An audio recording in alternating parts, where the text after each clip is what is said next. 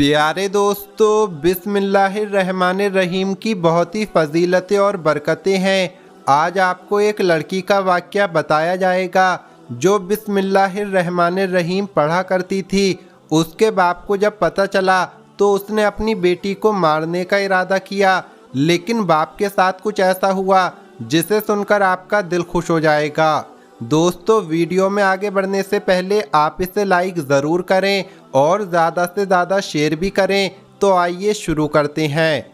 दोस्तों, कहा जाता है कि एक लड़की थी जो कि मुसलमान नहीं थी। अल्लाह की शान के एक मुसलमान लड़की उस गैर मुस्लिम लड़की की सहेली थी।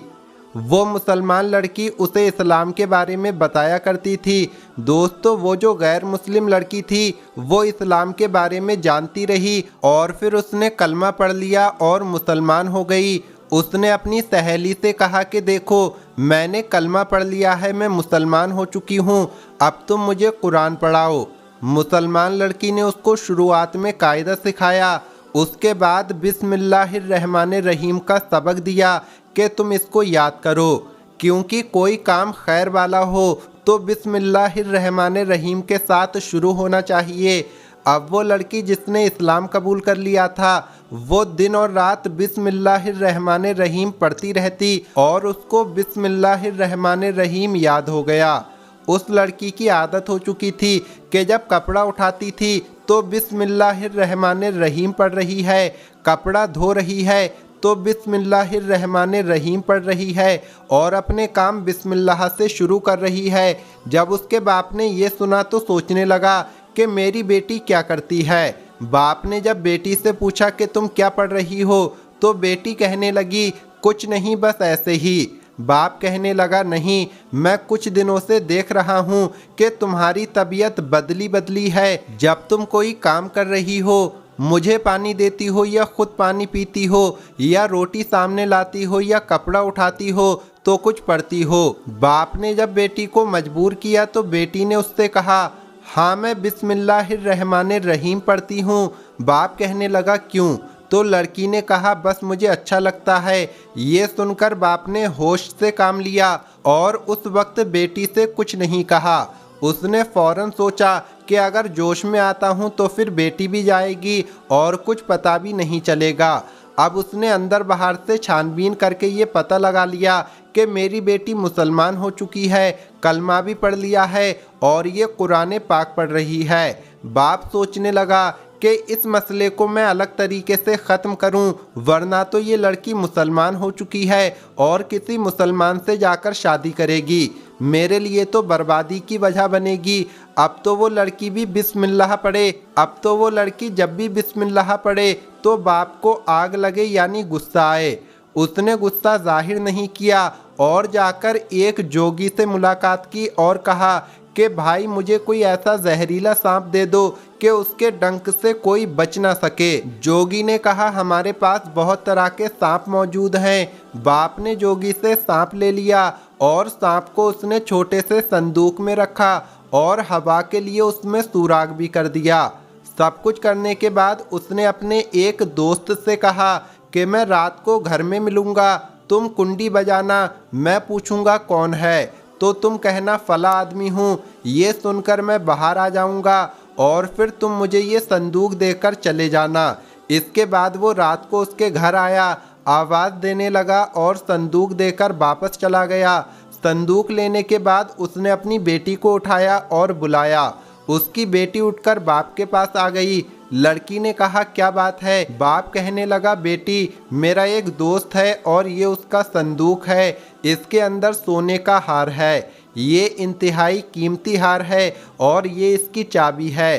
बेटी ने बिस्मिल्लाहिर्रहमानिर्रहीम पढ़कर संदूक और वो चाबी ले ली। बाप सोचने लगा कि इस लड़की के दिमाग में जब आएगा तो ये चुपके से संदूक खोलकर ज़रूर देखेगी और जब संदूक खोलेगी तो उसमें सांप होगा और वो इसे डस लेगा। इसके बाद मैं शोर करूँगा कि मेरी बेटी को सांप ने डस लिया। हमारे इलाके में तो सांप होते ही हैं, तो मेरे ऊपर कोई मुकदमा भी नहीं बनेगा और मेरे ऊपर कोई कार्रवाई भी नहीं होगी। और अगर इसने संदूक खोल कर ना देखा तो मैं कोई दूसरा मंसूबा बनाऊँगा। अल्लाह की शान। एक दिन गुजर गया तो बाप ने देखा कि लड़की अभी तक जिंदा है, इसका मतलब इसने अभी तक संदूक खोलकर नहीं देखा। अब उसने दूसरी रात फिर दोस्त को बुलाया और कहने लगा कि तुम फिर आधी रात को मेरे घर आना और उसी तरह आवाज़ देना, आगे क्या करना है मैं देख लूँगा। इसके बाद इसी तरह उसका दोस्त आधी रात को इसके घर आया, आवाज़ दी और ये उठकर बाहर चला गया। फिर थोड़ी देर के बाद घर में आया, अपनी बेटी को जगाया। बेटी ने कहा क्या बात है? उसने कहा वो जो मेरा दोस्त था जो संदूक दे गया था, तो उस संदूक में काफ़ी ज़ेवरात हैं, लेकिन एक हार बड़ा है, बाकी छोटे छोटे ज़ेवरात हैं। तुम मेहरबानी करके वो बड़ा वाला हार मुझे लाकर दे दो, उसे सुबह किसी को देना है और बाकी ज़ेवर उसी तरह हमारे घर में अमानत के तौर पर रखे रहेंगे। वो लड़की अंदर आई और दिया जलाया, क्योंकि उस ज़माने में दिए होते थे, बिजली वगैरह नहीं होती थी। उसके बाद उसने बिस्मिल्लाहिर्रहमानिर्रहीम पढ़कर ताला खोल दिया और बिस्मिल्लाहिर्रहमानिर्रहीम पढ़कर अंदर हाथ डाला तो देखा सोने का हार है, मोती जड़े हुए हैं और कमरा जगमगा रहा है, लेकिन उस हार के अलावा संदूक में कोई दूसरा जेवर वगैरह नहीं था। लड़की ने वहीं से पुकारा, अब्बा जान इधर आएं। आप कहते थे कि बाकी जेवर मत लाना, सिर्फ हार ले आना। हार तो है लेकिन दूसरे जेवर नहीं है। जब बाप आया तो देखा कि बेटी ने हार को पकड़ा हुआ है और ऐसा खूबसूरत हार तो दुनिया में देखा ही नहीं गया।